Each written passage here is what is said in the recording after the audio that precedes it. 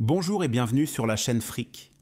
Aujourd'hui, on va voir comment te construire simplement le meilleur portefeuille d'ETF pour bien débuter en bourse. Alors installe-toi bien, on démarre. Qu'est-ce qu'un ETF et pourquoi c'est idéal pour toi quand tu débutes? Un ETF ou Exchange Traded Fund, c'est un panier d'actions, d'obligations ou d'autres actifs. En gros, en achetant un seul ETF, tu investis dans des dizaines, parfois des milliers d'entreprises d'un coup. C'est hyper puissant puisque tu bénéficies d'une diversification instantanée, ton risque est réparti sur un grand nombre d'actifs différents, de frais ultra réduits, souvent compris entre 0,1% et 0,5% par an, contre 1 à 2% pour les fonds traditionnels. Enfin, c'est simple et transparent puisque tu sais exactement dans quoi tu investis. Bref, si tu cherches un moyen simple, efficace et peu coûteux pour investir sur le long terme, les ETF sont faits pour toi. Pourquoi construire un portefeuille d'ETF plutôt que de choisir directement chaque action dans laquelle on va investir? Parce que même Warren Buffett recommande aux particuliers d'investir via des ETF sur de grands indices. Les études sont claires, sur le long terme, battre le marché est très difficile. En investissant via des ETF, tu profites de la hausse globale des marchés sans te casser la tête. Comment construire ton portefeuille d'ETF quand tu es débutant? Pour la construction de ce portefeuille, on va s'appuyer sur 3 grandes règles. Premièrement, on va chercher à minimiser les frais. Deuxièmement, on va tenter de se diversifier intelligemment. Troisièmement, on va essayer d'adapter ton portefeuille à ton profil de risque. On va détailler tout de suite ces 3 points. Premier point, minimiser les frais. Chaque euro que tu payes en frais est un euro en moins dans ton rendement final. Donc ça doit être ta priorité absolue. Choisis des ETF avec des frais de gestion faibles. Vise en dessous de 0,5% par an. Des ETF monde comme ceux d'Amundi ou d'iShares sont top pour commencer. Fais également attention aux frais de courtage. Choisis un courtier compétitif. Si tu investis de petites sommes, essaye d'espacer un peu tes investissements pour éviter de payer trop souvent des frais d'ordre. Deuxième point, diversifier intelligemment. Les ETF sont naturellement diversifiés, mais attention, tous les ETF ne se valent pas. En termes de diversification géographique, évite de te concentrer uniquement sur ton pays. Tu peux par exemple te tourner vers un ETF monde. Ce type de produit couvre les grandes entreprises des pays développés. Et pour aller plus loin, tu peux ajouter un ETF pays émergents. En ce qui concerne la diversification sectorielle, il faut savoir que les ETF qui suivent les plus grands indices sont composés d'entreprises qui proviennent aussi bien de la santé que de la finance ou encore de la technologie. Bref, tous les secteurs ou presque sont couverts. Tu n'as donc pas besoin de choisir des ETF sectoriels spécifiques quand tu débutes. Enfin, en termes de diversification d'actifs, si tu veux encore mieux répartir ton risque, tu peux ajouter un ETF obligataire à ton portefeuille, par exemple un ETF centré sur des obligations américaines ou européennes. Troisième point, adapter ton portefeuille à ton profil de risque. Ton portefeuille doit refléter ta tolérance aux variations de marché. Et crois-moi, quand ton portefeuille perd 30% durant une crise, mieux vaut que tu sois psychologiquement prêt. Voici quelques exemples d'allocations. Pour un profil jeune, très dynamique, avec un horizon de placement de 15 à 20 ans minimum, on peut tout à fait partir avec un portefeuille composé à 100% d'actions. Maintenant, si on parle d'un profil équilibré, prêt à encaisser de la volatilité, mais en limitant un peu les secousses, je te propose plutôt un portefeuille composé à 50% d'actions et 50% d'obligations.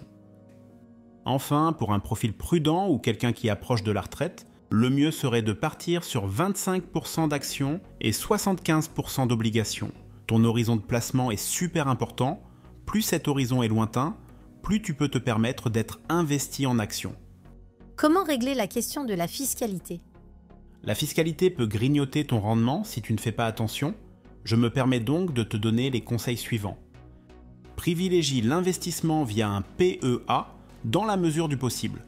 En effet, grâce à ce support, après 5 ans, les plus-values sont exonérées d'impôts. Seuls des prélèvements sociaux de 17,2% s'appliqueront. Le nombre d'ETF disponibles via un PEA peut parfois sembler trop restreint. Donc, si tu ne trouves pas ton bonheur avec ce premier support, tu peux utiliser un compte titre pour avoir accès à un choix d'ETF bien plus vaste. Par contre, Si tu fais ce choix, attention car les gains générés par ce support peuvent être taxés jusqu'à hauteur de 30%. Le dernier conseil que je te donne, c'est de favoriser les ETF capitalisants. Ce type d'ETF réinvestit automatiquement les dividendes, ce qui rend ton investissement bien plus passif et ce qui permet d'éviter la fiscalité annuelle des dividendes quand on utilise un compte titre. Est-il intéressant d'avoir une dizaine d'ETF différents? Franchement non.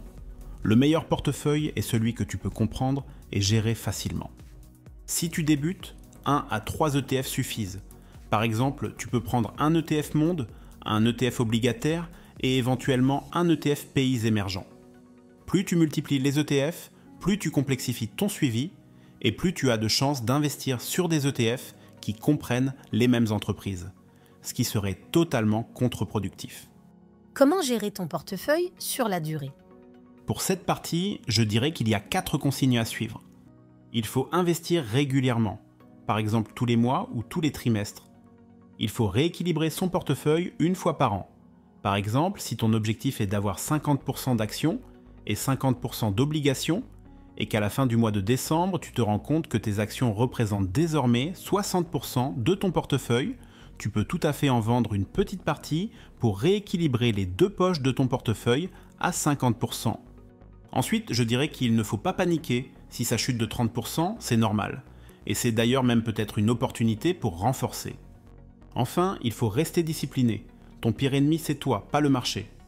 Pour conclure, Pour résumer, choisis 1 à 3 ETF qui te paraissent simples à comprendre, économiques et diversifiés. Respecte ton profil de risque. Pense à optimiser ta fiscalité. Et pour finir, sois patient. Construire un portefeuille d'ETF, ce n'est pas magique, mais c'est ultra puissant si tu le fais bien. Tu poses les bases aujourd'hui pour récolter les fruits dans 10, 20 ou 30 ans. Dis-moi en commentaire quels sont les ETF que tu possèdes à l'heure actuelle, et si j'ai oublié de parler de certains éléments, n'hésite pas à apporter tes précisions.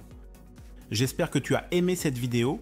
Si c'est le cas, n'hésite pas à mettre un pouce bleu et à t'abonner à ma chaîne, ça me permet d'améliorer mon référencement sur YouTube.